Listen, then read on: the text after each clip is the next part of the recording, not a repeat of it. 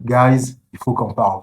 Il faut qu'on parle. J'espère que vous allez bien tout d'abord et que tout se passe pour le mieux pour vous. Mbappé versus Vinicius, les gars. Mbappé qui est ailier gauche, Vinicius qui est ailier gauche. Il y a un problème, les gars. Il y a un putain de problème. Alors, Mbappé, on sait bien que qu'il jouera pas dans l'axe, hein, alors qu'actuellement, le seul poste qui est libre, c'est l'axe, les gars, c'est l'axe. Et Mbappé n'est pas intéressé à jouer à l'axe. On a bien vu au PSG, pivot gang. On va pas réécrire l'histoire. Mais on sait bien que Mbappé, l'axe, c'est pas sa position préférentielle. Et Vinicius non plus. Vinicius, c'est pas un ailier droit. Mbappé, c'est pas un ailier droit. Et les deux, c'est pas des joueurs qui jouent dans l'axe. C'est pas des joueurs qui préfèrent jouer dans l'axe. Alors là, il y a un problème, les gars. Comment est-ce que l'animation offensive du Real arrivera à performer, les gars, alors que on sait bien que Vinicius a pris le numéro 7 et ça, c'est un message très fort, les gars. Et il a bien fait de le prendre, hein, franchement, il a bien fait de le prendre.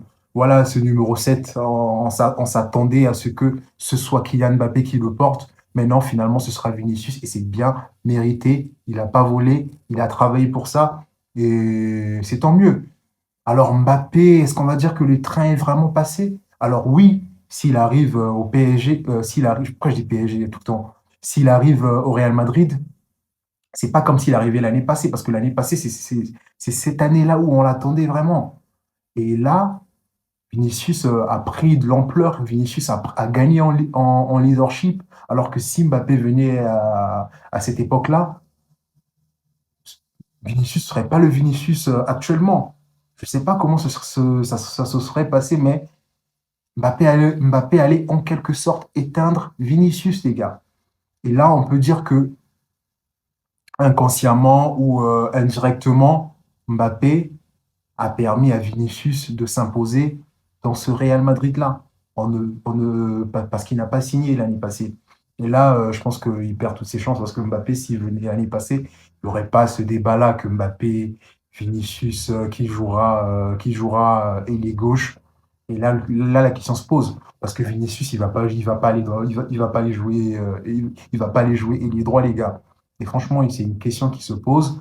On ne sait pas comment ça va se jouer. Et là, et s'il faut prendre Mbappé cet été, 200 millions d'euros, il y a Bellingham qui est arrivé pour quasiment 100 millions d'euros et il y a Harry Kane aussi qu'on pourrait acheter d'une valeur de 100 millions d'euros.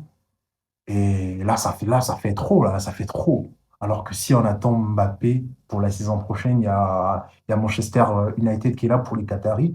Et on ne sait pas si Manchester United pourra le convaincre à signer en Angleterre. On ne sait pas, c'est possible. Alors que si, voilà, on peut s'entendre verbalement, mais ça ne pourra pas le faire, les gars. Ça n'aura aucune certitude. Ça sera un accord verbal, mais il n'y aura rien de signé. Alors que si on prend Mbappé cette année, c'est 200 millions d'euros, les gars, et on peut mettre. Et moi, je pense qu'il faudra faire un choix, les gars. Il faudra faire un choix entre Mbappé et Harry Kane. Harry Kane, sachant bien que c'est un neuf, il joue dans l'axe, et actuellement, l'axe est libre parce qu'il y a Karim Benzema qui est parti. Et Harry Kane, on sait que sa position préférentielle, sa position de base, c'est la pointe, les gars. Et Mbappé, c'est pour la pointe. Mbappé, lui, joue en profondeur. Vinicius joue en profondeur. Les deux ils ont totalement le même profil, les gars. Et ils ont le même profil. Non seulement ils ont le même profil, et ils jouent sur le même côté. Alors là, ça va être compliqué, les gars.